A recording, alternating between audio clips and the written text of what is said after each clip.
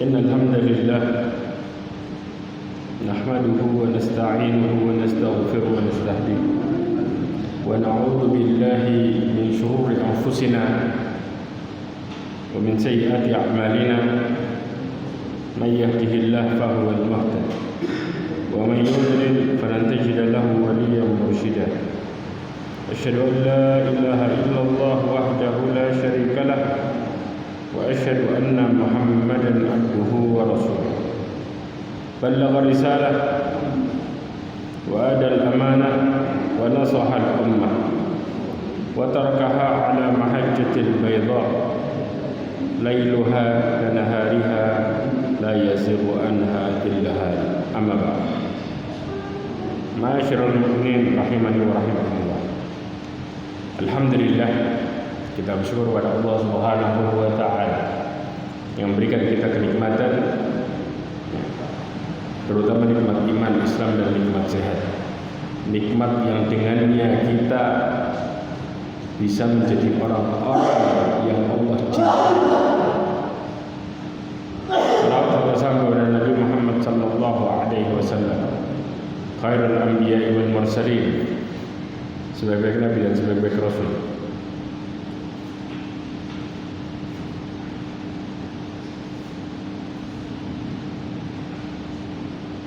Ma'asyiral mu'minin rahimani wa rahimakumullah. Coba perhatikan bagaimana sikap, ya. Kita akan lihat bagaimana sikap para sahabat Rasulullah SAW, ya, dan orang-orang yang mereka mengikuti Rasulullah SAW. Mereka semakin takut di puncak ketaatannya. Ya, saya akan jelaskan satu-satu, ya, perkataan mereka ketika mereka di ujung hidupnya. Di antaranya adalah Umar bin Khattab radhiyallahu anhu, ya. Dia mengatakan waqala libnihi, Umar bin Khattab radhiyallahu anhu mengatakan kepada anaknya menjelang apa? Menjelang kematiannya. Dia mengatakan waihak dha khaddi 'alal ardi asahu ayarhaman. Dikatakan celaka, ya, taruhlah pipiku di tanah. Kenapa? Asahu, aku berharap kepada Allah Subhanahu wa taala, mudah-mudahan Allah merahmatiku. Kemudian thumma qal, dia mengatakan wail ummi. Wail ummi di sini istilahnya kalau kita bilang celakalah ibuku itu maksudnya apa? Celaka. Ya, celaka yang sangat dalam. Mereka sampai mengatakan wail ummi, celaka ibuku. Kenapa? Illam yaghfirli, kalau Allah tidak mengampuniku, kalau Allah tidak mengampuniku. Itu ngomong 3 kali kemudian meninggal. Artinya ini perkataan akhir Umar bin Khattab. Umar bin Khattab yang kemudian dijuluki Al-Faruq, pembeda bainal haqqi wal batil, sampai dikatakan beberapa wahyu turun karena Umar bin Khattab. Kemudian Rasulullah memberikan rekomendasi, lau salaka Umar fi fajjin la salaka syaitan fi fajjin akhar. Kalau seandainya Umar berjalan di satu jalan, maka setan berjalan di jalan yang lain. Karena saking takutnya, karena kuatnya keimanan, tapi masih bisa mengatakan apa? Kata Umar bin Khattab, kalau celaka kalau Allah tidak mengampuniku, kalau Allah tidak mengampuniku, di akhir perkataannya. Ya. Sampai pernah Umar bin Khattab juga mengatakan, memunculkan rasa takutnya. Kata Umar bin Khattab, kalau seandainya keluar suara dari mulut mengatakan, sesungguhnya kalian diampuni semuanya kecuali satu. Apa kata Umar bin Khattab? Kecuali satu orang. Kalau seandainya keluar suara dari langit, sesungguhnya kalian semua diampuni dosanya kecuali satu orang. Kata Umar bin Khattab, aku takut jadi yang satu orang itu. Kita bisa bayangin. Di sini menunjukkan ketika kita semakin taat, maka kita akan merasakan semakin takut sama Allah. Ini bentuk perlindungan Allah kepada hambanya. Untuk apa? Berhati-hati dalam menjalani kehidupan. Maka Allah memasukkan rasa takut itu semakin besar. Makanya kadang-kadang orang mengatakan, Ustaz, kenapa saya semakin taat kok kemudian gak tenang ya? Risau, takut sama Allah. Bersyukur. Karena ketika orang yang merasa amanlah mereka yang mudah terpeleset. Orang yang merasa posisinya aman mereka yang melakukan dosa tanpa terasa. Ini yang terjadi. Ya, makanya nanti kita akan pelajari cara memupuk rasa takut itu, supaya rasa takut itu bisa terkendali dengan baik dan kita selalu mengarahkan kepada Allah Subhanahu wa taala, dan Allah melindungi kita dari itu. Dengan itu, jelas.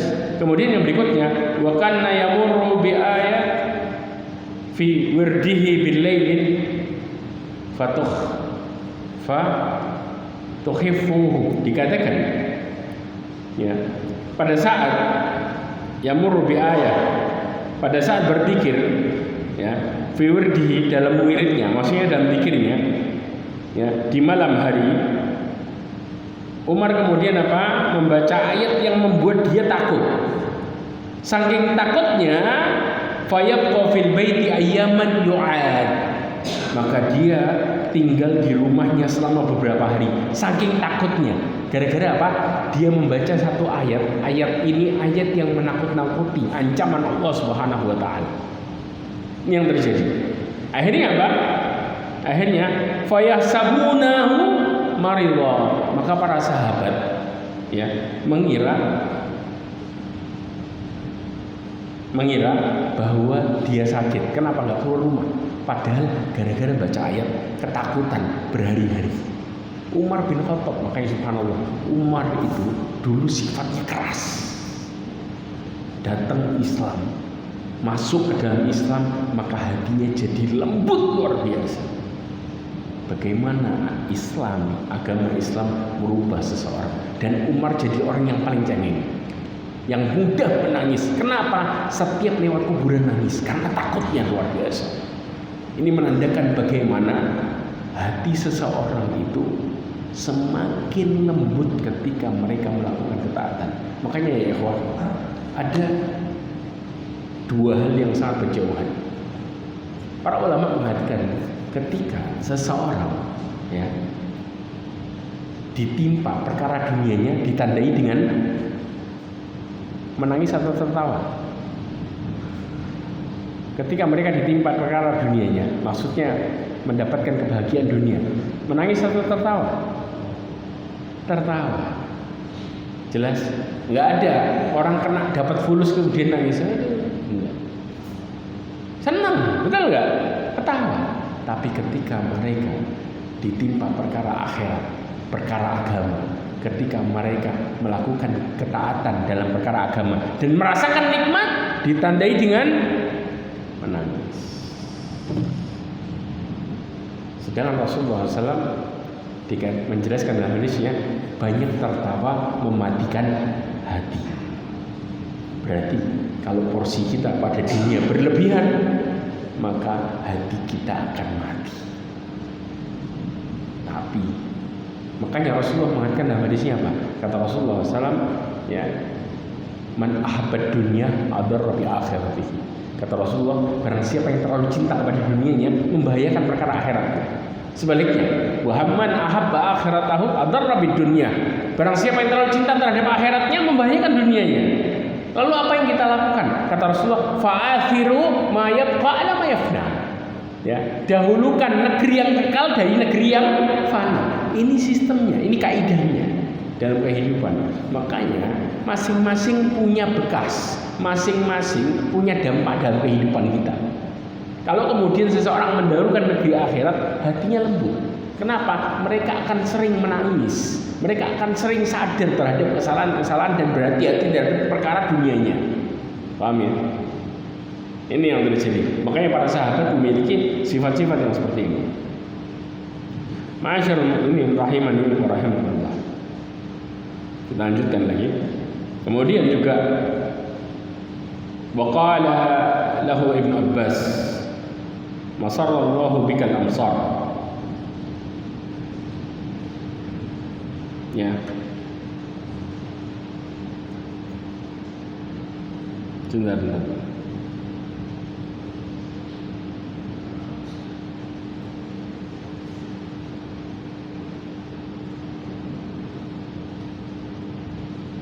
Kemudian apa? Saya lanjutkan lagi.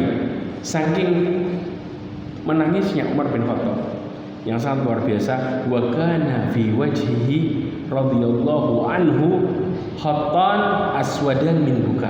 Tahu bahwa sesungguhnya di wajahnya Umar bin Khattab radhiyallahu anhu terlihat apa? Terlihat khattan, tahu? 2 garis bekas nangis. Kantong mata nih. Kalau nangis terus akhirnya apa? Bengkak nggak? Bengkak. Sampai saking seringnya nangis, sampai di hari-hari yang ketakutan tadi nggak keluar, sampai kelihatan bekasnya jelas. Baca Al-Quran, saking kenapa? Karena tahu tafsirannya secara jelas dan konsekuensinya. Makanya para sahabat nggak ada yang pernah ngerasa bakal selamat dari adab Allah. Ya, mereka berhati-hati luar biasa, nasihatin dirinya. Kemudian juga Abdullah bin Abbas mengatakan, kata Abdullah bin Abbas pernah berkata bahwa Allah Subhanahu wa taala ya menggelugakan sejumlah kota, ya, masarrallahu bikal amsar wa fataha bikal futuh, dan menaklukkan sejumlah negeri, ya.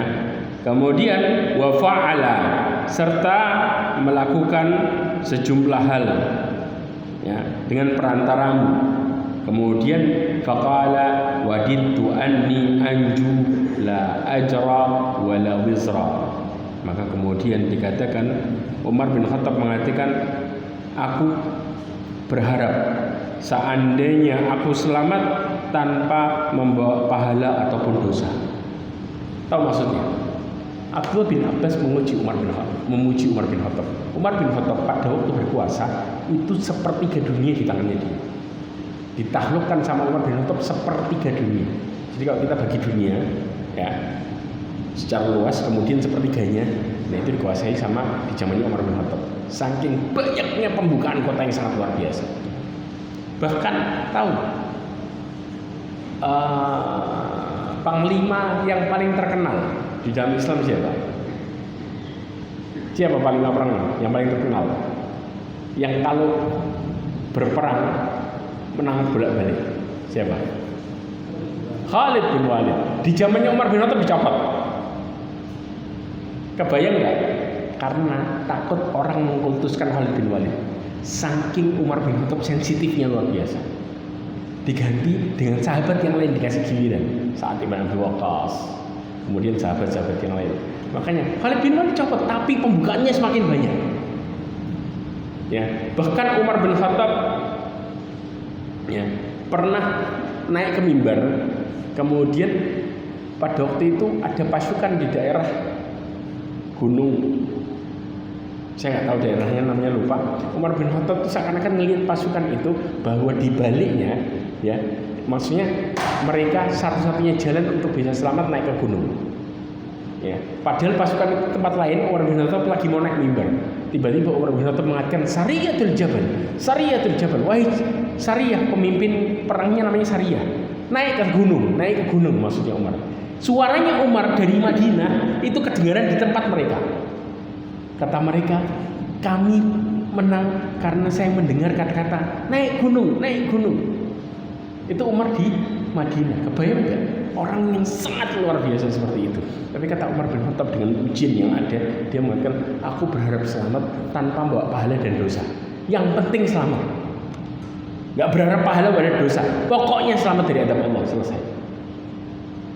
Bagaimana pemikiran yang sangat dahsyat, ketakutan yang luar biasa. Nah, padahal kalau dihitung pahalanya luar biasa banyak. Nah, bisa kebayang nggak orang-orang yang berhenti minum khamr ketika Umar bin Khattab mengatakan kepada Rasulullah SAW tentang pengharaman khamr? Berapa banyak pahala Umar bin Khattab yang terjadi? Nah, tapi subhanallah, ya, sampai dikatakan kata Rasulullah, kalau seandainya ada nabi setelahku maka Umar nabi setelahku. Tapi kata Umar apa?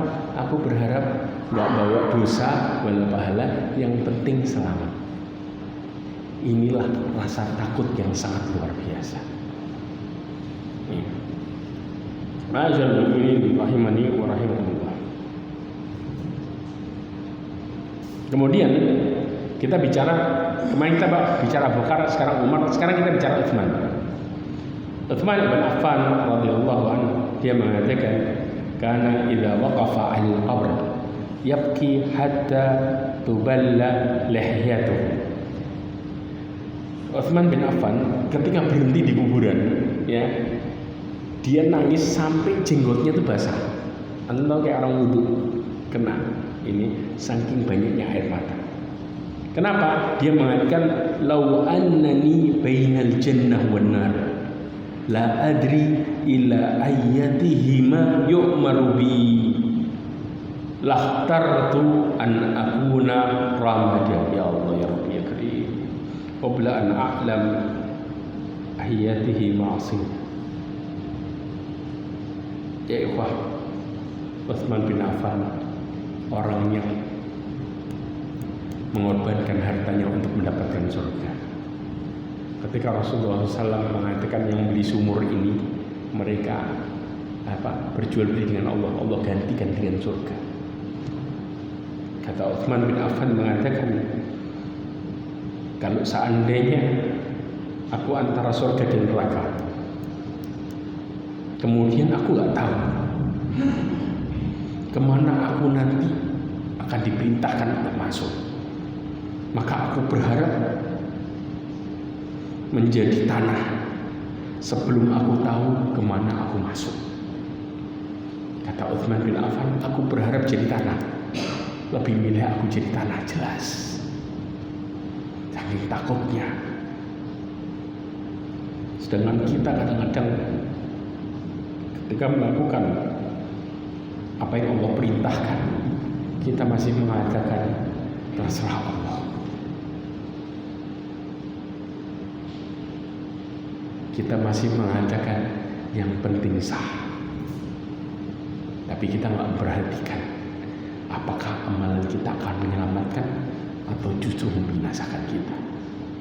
Sekelas Utsman bin Affan, dia sampai mengatakan lebih baik aku jadi tanah, lebih baik aku jadi debu. Kebayang karena saking dahsyatnya bagaimana mereka menghadapi kehidupan ini yang sebenarnya. Maka kemudian Allah Subhanahu wa taala memberikan rahmat kepada hatinya dengan rasa takut yang mereka berharap untuk mereka mendapatkan kepastian untuk menjadi tanah karena ketakutan yang luar biasa ya kawan. Kemudian juga di antara perkataan yang lain adalah perkataan Ali bin Abi Thalib radhiyallahu anhu. Dia mengatakan, "Buka'uhu wa khawfuhu kana yashtaddu khawfuhu min itsnain." Ali bin Abi Thalib radhiyallahu anhu adalah orang yang banyak menangis dan sangat takut kepada Allah Subhanahu wa taala. Ya, begitu takutnya Ali bin Abi Thalib itu takut terhadap dua perkara. Yang pertama tulul amal. Tulul amal itu panjangnya angan-angan. Tahu ya? Kadang-kadang kita ketika ingin melakukan amal soleh, naudzubillah min dzalik, naudzubillah min dzalik, gak tersampai-sampaikan. Kenapa? Karena kita cuma bayangin tok, ngimpi tanpa ada reaksi sama sekali. Ini yang disebut panjangnya angan-angan. Jadi orang kalau kemudian berangan-angan untuk jadi baik tapi gak terrealisasi, itu namanya kayak orang bermimpi tanpa ada kenyataan sama sekali. Makanya kejelekan yang luar biasa sampai dikatakan oleh Syekhul Islam Ibnu Taimiyah mengatakan sumber kejelekan ada dua. Seseorang terlalu cinta kepada dunianya dan panjangnya angan-angan. Dia mengatakan saya belum ini, saya belum itu, saya melakukan ini, saya melakukan itu. Karena ada orang dikatakan kalau seandainya engkau meninggal bulan depan bagaimana? Jangan dulu, saya masih banyak dosa, saya belum ini, tapi tidak pernah memperbaiki diri sama sekali. Ini yang dimaksud dengan apa? Orang yang terlalu panjang terhadap anak-anak. Sampai Rasulullah SAW menggambarkan sebuah gambar, ya, garis lurus kemudian diputus di tengahnya dengan garis, ya, seperti ini, ya, kebayang? Sudah.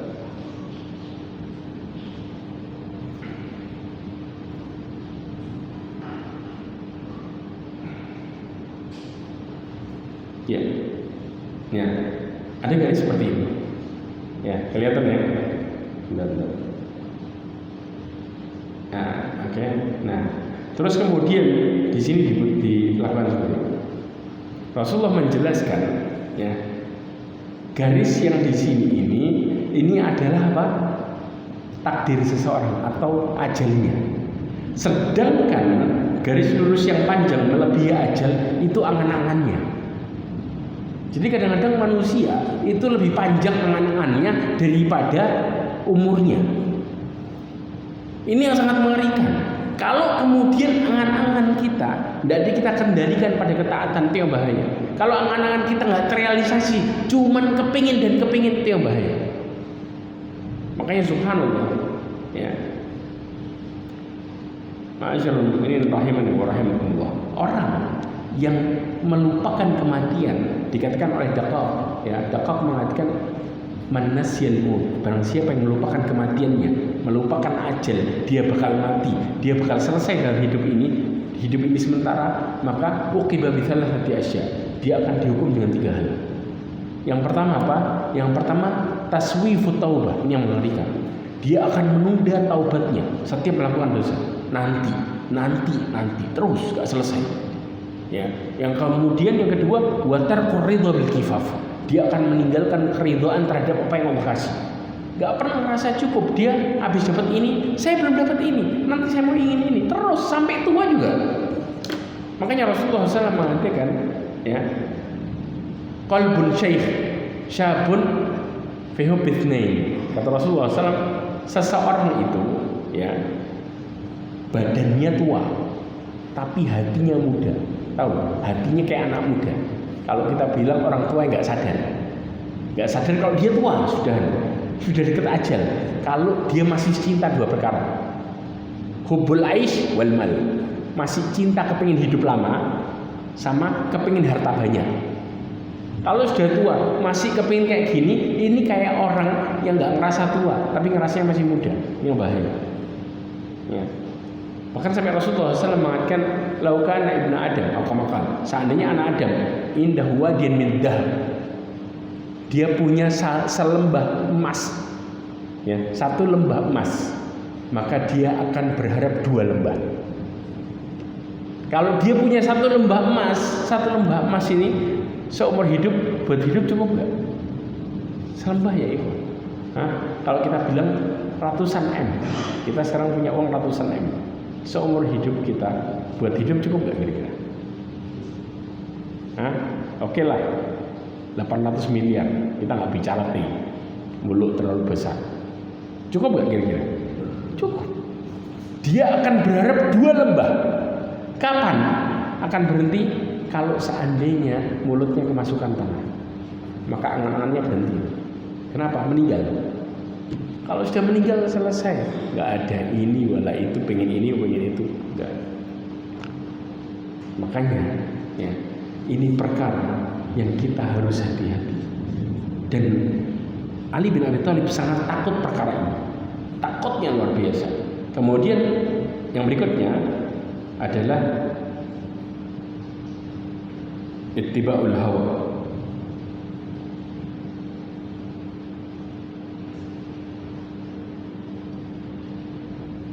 Orang yang ittiba'ul hawa, ya, coba perhatikan, ya, seseorang, ya, yang mengikuti hawa nafsunya, ya, ini perkara yang sangat bahaya. Kemudian fa'ammatul amal fayunsal akhirah.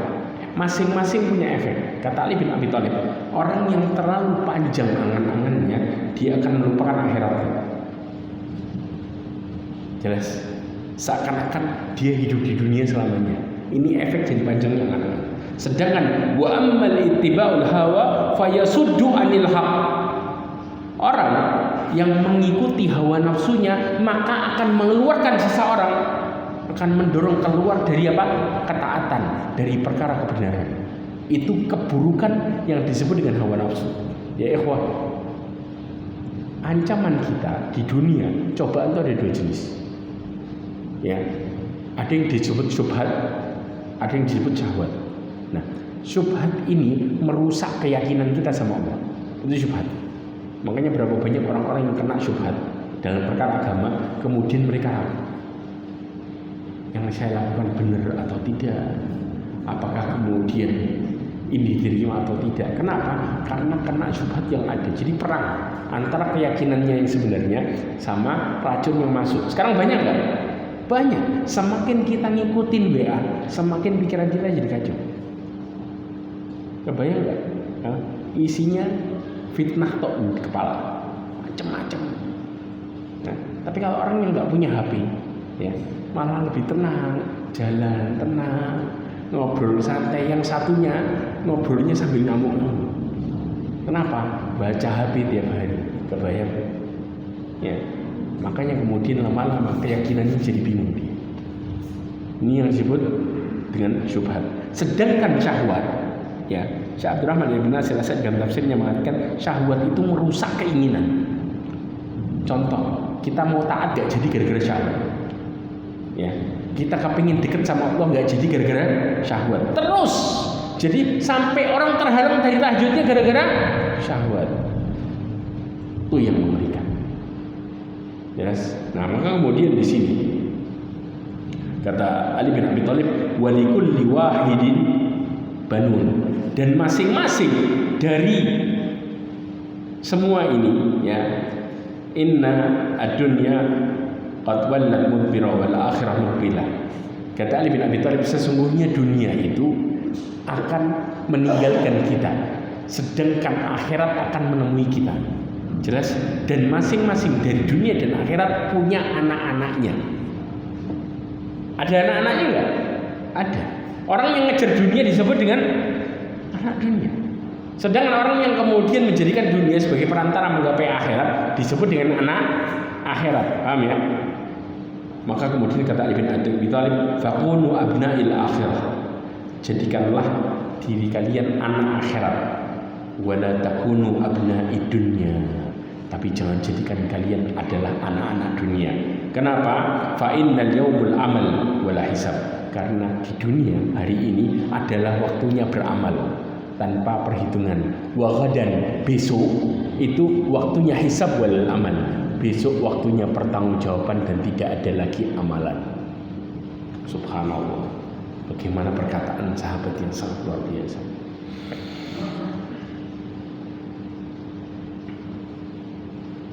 Ma'asyiral mu'minin rahimani wa rahimakumullah.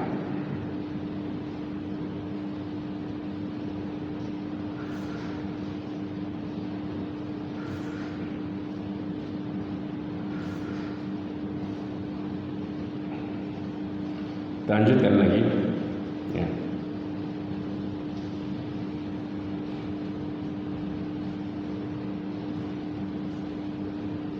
Oke, kita masuk ke dalam pembahasan kita yang satu. Nah, untuk memupuk rasa takut kita kepada Allah Subhanahu wa taala ada 5 hal. Ya, nanti insyaallah sisa perkataan kita lanjutkan pertemuan berikutnya. Yang pertama adalah kita harus ingat kita ini butuh sama Allah dan diri kita ini lemah. Tanpa pertolongan Allah gak bakal kita bisa ninjekin ke masjid. Betul ya? Berapa banyak orang-orang yang tahu bahwa sholat itu wajib, tapi toh mereka juga ninggalin sholat. Kenapa? Kita yang bisa sampai ke masjid ini, kita yang ditolong sama Allah dengan dikasih hidayah. Sedangkan orang-orang yang tahu kewajiban tapi gak bisa praktek, mereka yang terjauhkan dari hidayah. Maka hidayah itu adalah pertolongan. Makanya Allah mengatakan wa iyyaka nasta'in, hanya kepada Kamulah kami minta tolong. Maka kemudian kita mengatakan ihdinas siratal mustaqim. Makanya kemudian Allah Subhanahu wa taala berfirman wa iyamsaskallahu bidurrin fala kashifa lahu illa huwa. Kalau Allah Subhanahu wa taala ingin menimpakan kemudaratan padamu, maka tidak ada yang bisa menghilangkan kecuali Allah Subhanahu wa taala. Makanya kalau perasaan ini, keyakinan ini kita tanam, maka kita paham kita harus apa. Makanya Syekh Abdurrahman Ibn Nasir As-Sa'di mengatakan apa? Ini dalil tauhid. Kenapa dalil tauhid? Karena dengan ini kita bisa sadar bahwa Allah satu-satunya yang ngasih kita pertolongan. Satu-satunya yang bisa ngangkat masalah kita. Allah yang memberikan ujian dan Allah yang punya solusinya. Berarti kalau kita ngomong sama manusia tanpa pertolongan Allah, nyambung nggak itu? Nggak bakal nyambung. Kita nggak connect. Sering kita jalan buntu gara-gara komentarnya orang. Contohnya simpel lah, orang sakit, ya. Kemudian tiba-tiba dokter melihatnya penyakit langka. Kalau dokter angkat tangan dengan mengatakan saya nggak paham penyakit ini, maka pasiennya putus asa. Wah, kayaknya saya mau mati. Padahal ajalnya belum datang. Seakan-akan angkat tangannya dokter merupakan penentu ajalnya seorang. Ini orang yang gantung sama orang, hasilnya kayak gini. Kalau seseorang bergantung sama Allah, ya, dan mereka yakin, ya ikhwah, ya, ada sebuah nasihat besar. Dalam kita kena masalah, sebesar apapun itu masalah, harusnya kita apa? Harusnya kita kembali kepada Allah dengan meyakini Allah satu-satunya. Sebagaimana dilakukan siapa? Nabi Yunus. Nabi Yunus itu di posisi 3 kegelapan. Gelapnya malam, gelapnya air laut, gelapnya perut ikan. Belum bisa bayangin. Kalau gelap luar biasa, ngelihat tangan sendiri bisa nggak? Bisa. 3 kegelapan langsung sekaligus. Sudah malam gelap, ya. Kemudian di dalam laut yang begitu gelap, plus di dalam perut ikan. Perut ikan yang Nabi Yunus masuk ini disebut dengan paus. Kalau kita bilang paus atau makhluk ikan terbesar, paus biru. Paus biru itu kalau buka mulutnya, 100 orang bisa duduk di mulutnya. 100 orang. Belum perutnya. Kalau bisa bayangin. Jadi kalau makan Nabi Yunus satu, enteng. Dalam posisi itu Nabi Yunus berdoa. Sampai dikatakan kalau seandainya seseorang berdoa dengan itu, maka dia pasti dijawab. La ilaha illa anta subhanaka inni kuntu minadh dhalimin. Saya ingin ngasih ini bukti. Bentar.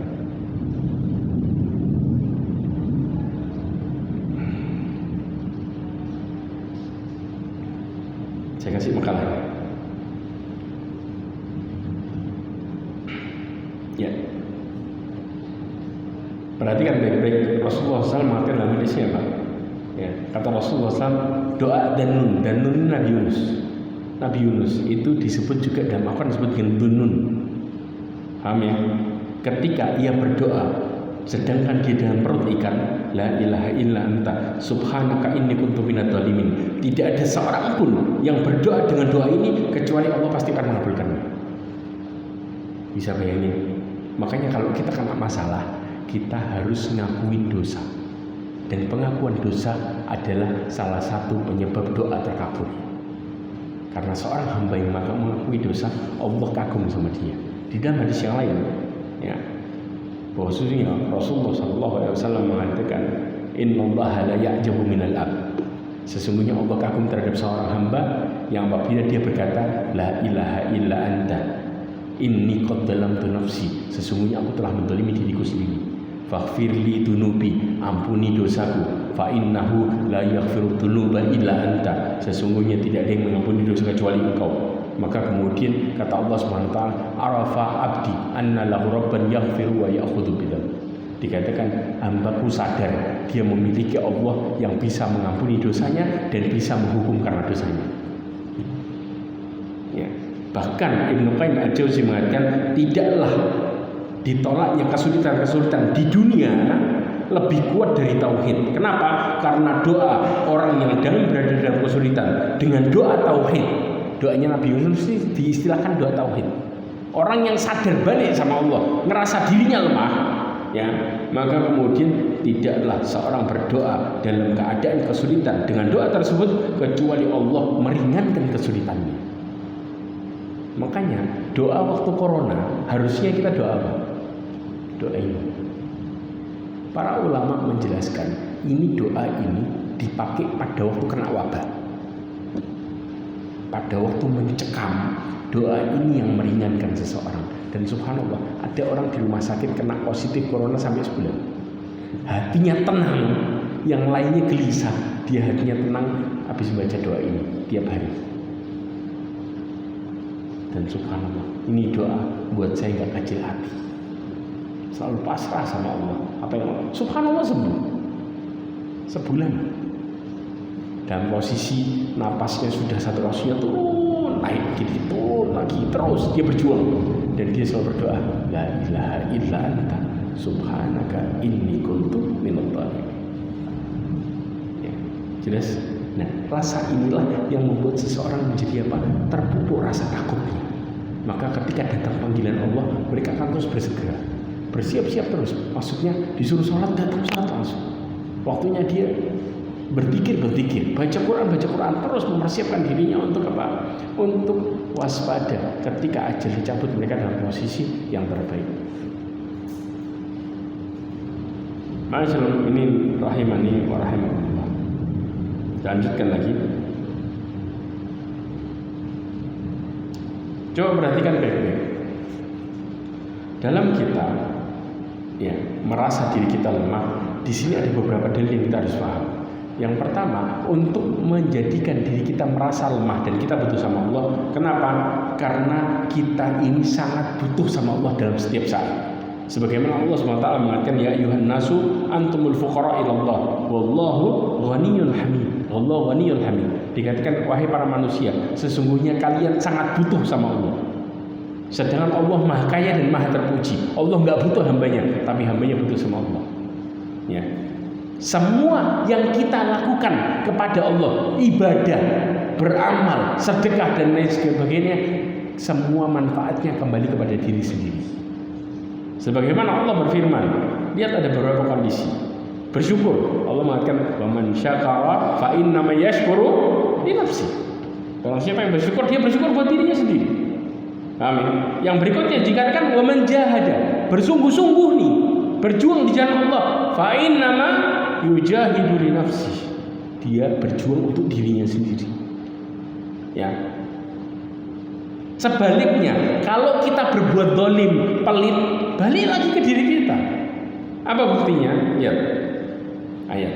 Wa may yabkhal, barang siapa yang pelit, fa innama yabkhalu an nafsihi, dia pelit buat dirinya sendiri. Coba bisa bayangin enggak?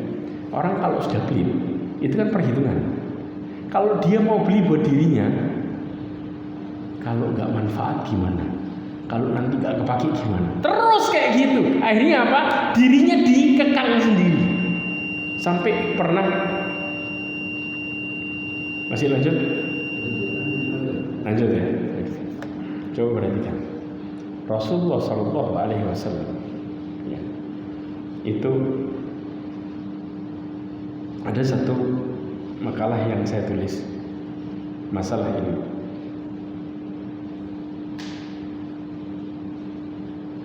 Bentar. Ada hadis Rasulullah di situ.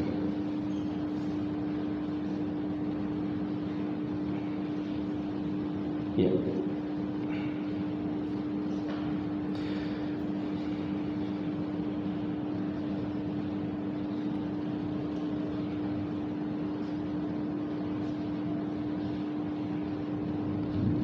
Yaitu tentang masalah apa?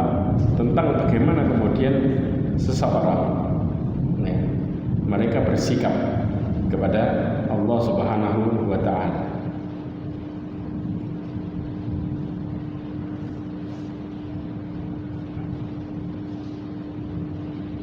Ya, coba perhatikan baik-baik hadis ini. Ya, Rasulullah SAW mengatakan masalul bakhil wal mutasaddiq, permisalan orang yang pelit sama orang yang bersedekah itu kamatsali rajulain alaihima jubbatan min hadid, seperti dua orang yang pakai baju besi. Paham ya? Itu baju bisa ngembang, bisa mengker. Kira-kira ngembang karena apa? Mengker karena apa? Kalau dilihat, nah, mengker karena pelit, ngembang karena dia dermawan. Makanya dikatakan qad itturra aydihima ya tudihima wa taraqihima. Dikatakan ya, baju tersebut ya mengekang keduanya sampai apa? Kedua tangannya terbelenggu, ya terbelenggu terlipat dadanya kayak gini, paham ya? Itu baju besinya. Karena saking apa? Saking sempitnya sampai orang kan gini, jelas ya. Nah, kemudian juga kedua tangan mereka ya sampai kerongkongannya mereka berdua juga dicekik. Kenapa ini bisa terjadi? Karena faja'a dan mutasaddiq kullama tasaddaqa bisadaqatin imbasatat anhu. Contoh, baju ini awalnya karena saking sempitnya sampai kemudian dia nggak bisa gerak sampai lehernya kecekik. Tapi orang yang bersedekah, setiap bersedekah bajunya longgar. Coba orang sedekah ini seneng apa susah? Tambah bahagia, tambah kayak hatinya lapang, tambah seneng, tambah tenang. Subhanallah. Kayak dia pakai baju besi yang kemudian mulai longgar, ya bisa napas lega, ya enggak?